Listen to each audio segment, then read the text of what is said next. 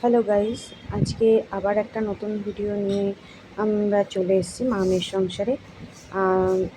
আজকে হবে কুমড়োর বড়া, বা অনেকে কুমড়িও বলে। এটা জাস্ট লাইক বেগুনির মতনই হয়। কুমড়োগুলোকে মা বেগুনের ভাজার যে বেগুনি হয় সেরকম পাতলা পাতলা করে কুমড়োটাকে কেটে নিয়েছে। এবার মা আগে বেসনটাকে ভিজিয়ে রাখে। তো তাতে কি, বেসনটা ফ্যাটানোর সময় ভালোভাবে ফ্যাটায় এবং তার সাথে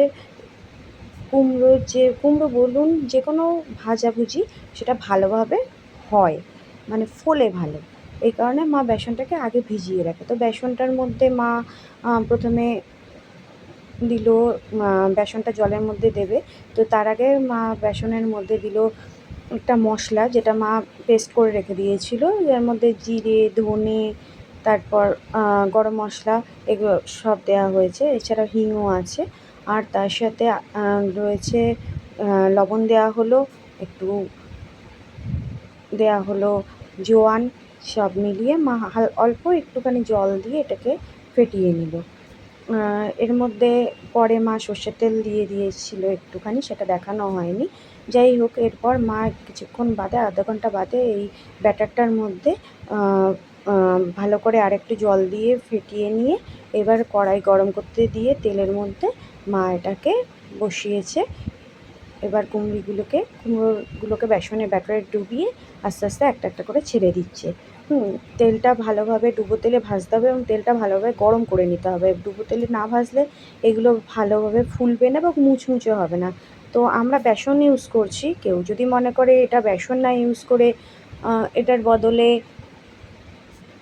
এটার সাথে বদলে না, এর সাথে চালের গুঁড়ো দেবে আরও মুচমুচে করার জন্য, সেটাও তারা দিতে পারে। তো আমরা বেসন দিয়েই করি, কারণ চালের গুঁড়ো আমরা খুব একটা বেশি ইউজ করি না।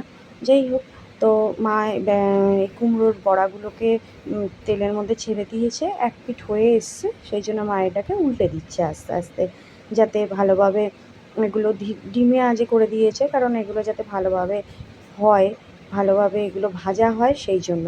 আর ধীরে ধীরে করলে পরে এগুলো মুচমুচেও হয় এবং খেতেও টেস্ট লাগবে, সেই জন্যে মা এটাকে করেছে। আস্তে আস্তে তেলের মধ্যে এটা ভাজা হচ্ছে। এবার এটা আস্তে আস্তে ভাজা হলে কী হবে, এটা মুচমুচে হবে। এগুলো মুড়ি বা ভাত, সব কিছুর সাথে, ডালের সাথে, সব কিছুর সাথে এগুলোকে খাওয়া যায়। আমার তো খুব ভাল লাগে। তোমাদের মধ্যে কার কার খুব ভাল লাগে সেগুলো আমাকে অবশ্যই কমেন্ট সেকশানে জানিও। এই কুমড়োর ভাজাগুলো হয়ে গেছে, মা তেলের উপর থেকে এগুলো তুলে নিচ্ছে। তো আজকে রেসিপিটা রেডি হয়ে গেল।